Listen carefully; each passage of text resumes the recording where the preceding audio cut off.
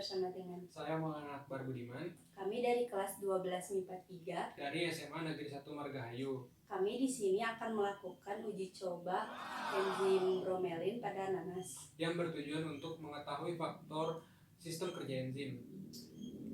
Kita lanjut ke alat dan bahan. Alat dan bahan yang kita perlukan, yang pertama ada 3 buah mangkok yang sudah berlabel A, B, dan C. Yang kedua, kita membutuhkan sendok atau garpu.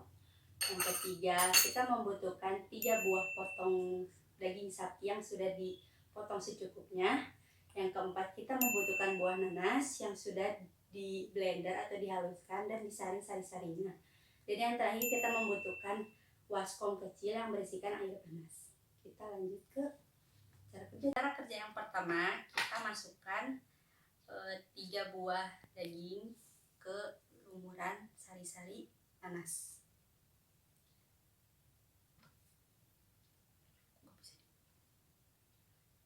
Kita aduk dengan rata sampai semuanya terselimuti oleh sari-sari nanas. Dan cara yang kedua, jika sudah dilumuri, pindahkan masing-masing daging ke mangkoknya.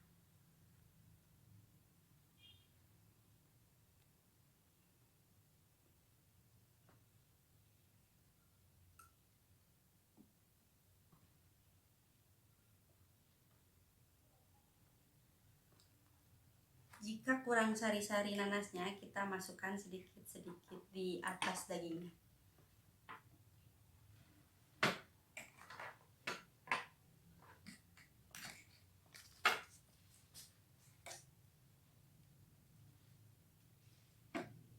Untuk selanjutnya, cara kerjanya, yang pertama, mangkok yang berlabel A kita akan simpan di suhu ruangan. Dan yang kedua, mangkok yang berlabel B kita akan simpan di kulkas. Dan yang ketiga, terakhir, mangkok yang berlabel C kita akan simpan di baskom yang berisi air panas.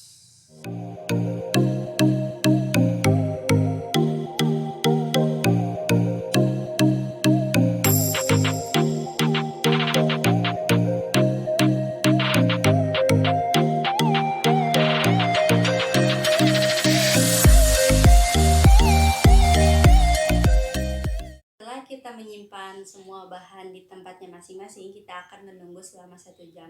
1 hour later. Setelah 1 jam kemudian dan kita mengeluarkan semua bahan dari tempatnya, kita akan membandingkan masing-masing hasilnya. Kita akan memindahkan daging-dagingnya ke talenan dan menjajarkannya agar lebih mudah membandingkan satu sama lain.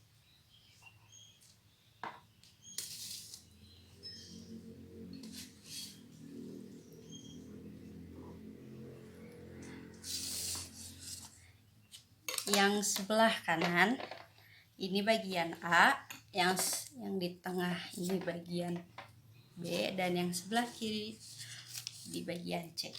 Kita lihat perbandingan dari warnanya. Warna yang bagian 1, bagian A yang kita ditempatkan di suhu ruangan biasa, warnanya tidak terlalu ada perubahan dan masih sama seperti awal.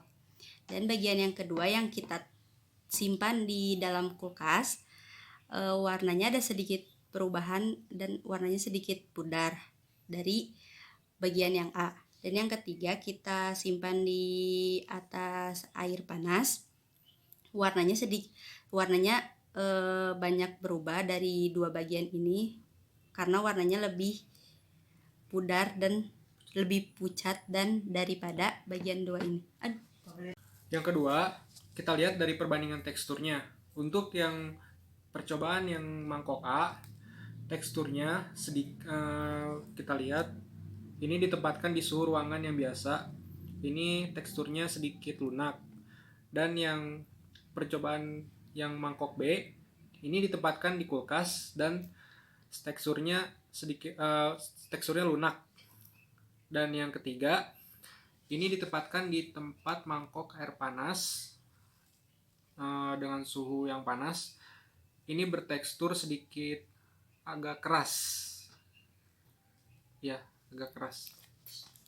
Jadi, kesimpulan yang kita dapat dari hasil uji coba yang kita lakukan, faktor nanas adalah penghasil enzim bromelin. Setiap enzim memiliki suhu optimalnya masing-masing. Yang pertama, enzim pada suhu optimal. Enzim pada suhu optimal akan bekerja dengan sangat baik, dan enzim yang ditempatkan di suhu yang terlalu dingin, maka enzim akan bekerja tetapi akan sangat lambat.